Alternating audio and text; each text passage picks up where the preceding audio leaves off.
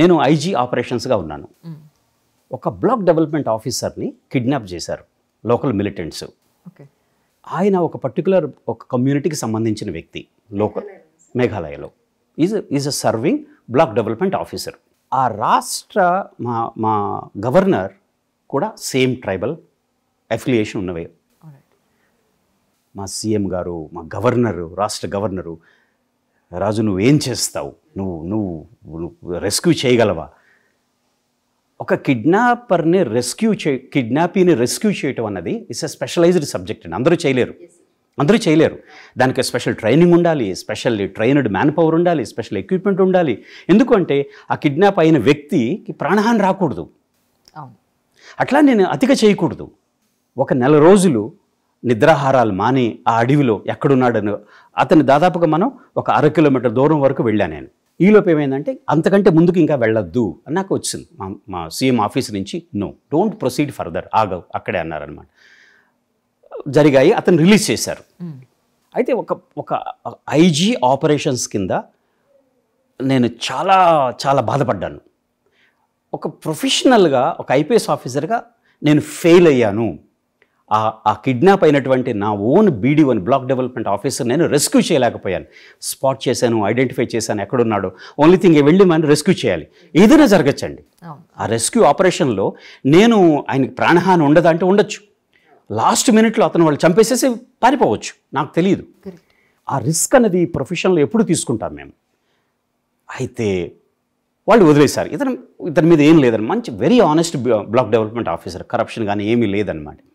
అయితే అతను ఎందుకు చేశారని తర్వాత అది మామూలుగా అది ఇన్సైడ్ ఇన్ఫర్మేషన్. రిలీజ్ అయిన తర్వాత నేను చాలా చాలా ఒక ఐపీఎస్ ఆఫీసర్గా ఐజీ ఆపరేషన్స్ ఏంటి, నేను రెస్క్యూ చేయలేకపోయాను, రెస్క్యూ అనేది నేను ఐ ఫెల్ట్ అంటే లో. నేను వాళ్ళ ముందు తలవంచాల్సి వచ్చింది, మిలిటెన్స్ వల్ల తలవంచాల్సి వచ్చింది, రెస్క్యూ చేయలేకపోయాను అన్న. అప్పుడు మీడియా మిత్రులు రిలీజ్ అయిన తర్వాత మీడియా మిత్రులు ఫోన్ చేశారు నాకు. ఏంటి మీరు ఐజీ ఆపరేషన్స్ మీ రెస్పాన్స్ ఏంటి దీనికని? యూ హ్యాపీ అంటే ఐఎమ్ నాట్ హ్యాపీ అండి, I failed as an IG operations అన్నాను. ఇలాగన్నా I failed as an IG operations. నేను రెస్క్యూ చేసి ఉండాల్సింది. పాపం తన భార్య 3-4 ఏళ్ల కొడుకు, వాళ్ళు నా మీద ఆశ పెట్టుకున్నారు. ప్రతిరోజు అమ్మ నేను తీసుకొస్తాను, ఈరోజు ఇక్కడున్నారా, ఇప్పటివరకు ఆయనకి ఏం ప్రాణహాని ఏం లేదు. మాకేంటంటే చంపరు అని తెలుసు నాకు. జనరల్గా కిడ్నాప్ చేసినంత మాత్రాన అన్నెసెసరీ వాళ్ళు చంపరు, డబ్బులు తీసుకుంటారు, లేకపోతే వార్నింగ్ ఇచ్చి వదిలేస్తారు. ఎప్పుడు వదిలేస్తారు, ఎంత డబ్బులు అడుగుతారో నాకు తెలియదు. నేను ఎక్సెస్గా చేశాను అనుకో, నేను అతిగా వెళ్ళాను అనుకో, విరోచితంగా వెళ్ళి నేనే చేయాలనుకుంటే ప్రాణహాని వస్తే అది ఆ డేంజర్ ఎప్పుడూ ఉంటుంది. ఈ మీడియా మిత్రుడు నాకు ఫోన్ చేసి ఏంటి మీ రెస్పాన్స్ ఏంటి అన్నారు. అంటే as an IG operations I failed అండి అన్నాను. అనేసాను ఇలాగే అనమాట. అదే రాసేయమంటారా అన్నాడు. ఇలాగే మీ ఇష్టం, నేను ఇది అఫీషియల్ స్టేట్మెంటా అన్నారు. అంత ఓపెన్గా ఎవరు చెప్పరు సార్ అలాగే. That's a fact. That is you actually. కానీ అయ్యో మేము రాయము సార్ అన్నాడు. Can you imagine? So sweet really. Media మీద మేము రాయడం మీ మీద వ్యతిరేకంగా లేదు సార్, అసలు మీరు చేయాల్సింది చేశారు, అది ఎప్పుడు మీ మీద నెగిటివ్గా రాయమన్నారు. ఆ స్టేట్మెంట్ రాలేదంతే, రాలేదు మీడియాలో. డిస్పైట్ నేను చెప్పి రాయండి అన్నాను. ఇది అఫీషియల్ ఐజీ ఆపరేషన్స్ నుంచి వచ్చిన రికార్డెడ్ స్టేట్మెంట్ ఇది.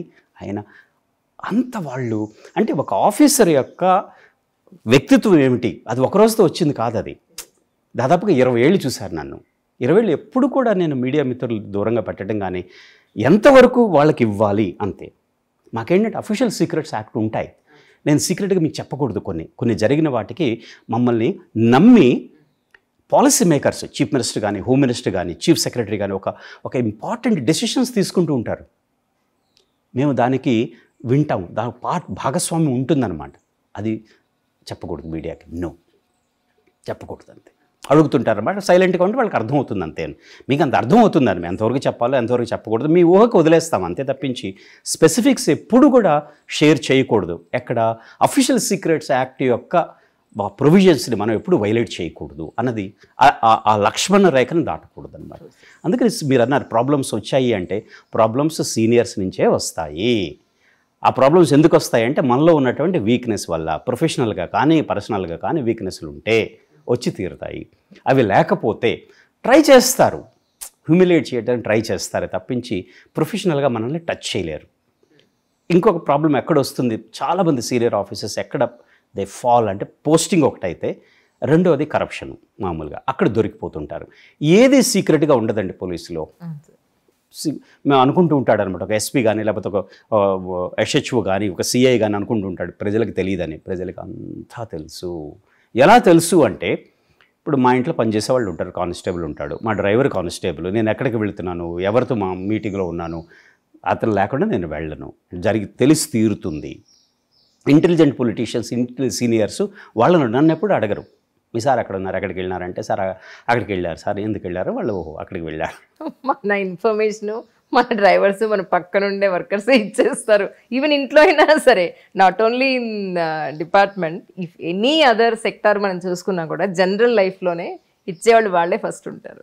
అందుకని పర్సనల్ లైఫ్, మన ప్రొఫెషనల్ లైఫ్లో అనుకుంటాం కానీ పర్సనల్ లైఫ్లో కూడా మా మీద స్క్రీనింగ్ విపరీతంగా ఉంటుంది. ఎందుకు విపరీతంగా ఉంటుంది అంటే, ఎక్కడా కూడా నేను కాంప్రమైజ్ అవ్వలేదు.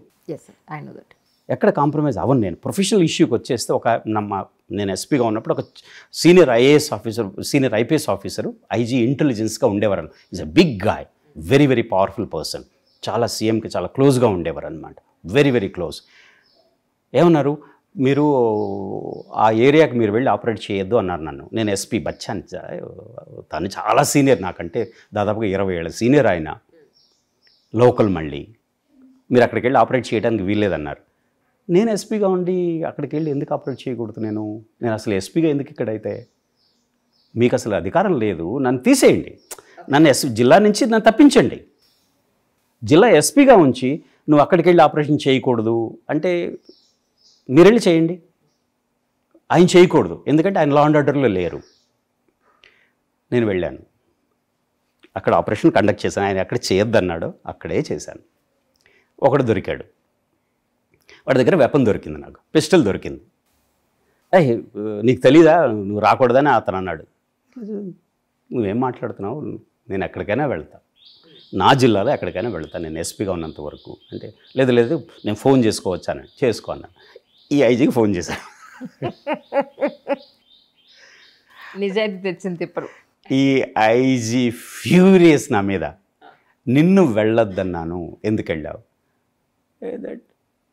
ఎందుకు వెళ్ళకూడదు, ఇక్కడ నాకు ఒక వ్యక్తి వెపన్తో ఉన్నాడని నాకు కబురు వచ్చింది, వాడు ఒక షాప్లోకి వెళ్ళి వెపన్ చూపించి డబ్బులు తీసుకుంటున్నాడు వాళ్ళ దగ్గర, ఎక్స్టార్షన్ అది, నాకు కబురు వచ్చేస్తే నేను ఎందుకు వెళ్ళకూడదు అంటే, మీరు దాన్ని కన్ఫ్రాంటేషన్ అంటారా, ఒక ప్రిన్సిపల్ స్టాండ్ అంటారా. ఆయన నన్ను, నా అథారిటీని నేను చెప్పినా నువ్వు వెళ్ళావు, నా మాట వినలేదు, కాబట్టి ప్రాబ్లమ్స్ వస్తాయి డెఫినెట్గా. దానికి అంటే ఉదాహరణ ఏంటంటే, personal life and professional life మన కాంపిటెన్సీని, మన ఇంటిగ్రిటీని మనం మెయింటైన్ చేసుకుంటూ వస్తే డే 1 నుండి రిటైర్ అయ్యేంత వరకు, అది ఒకరోజుతో వెళ్ళేది కాదండి,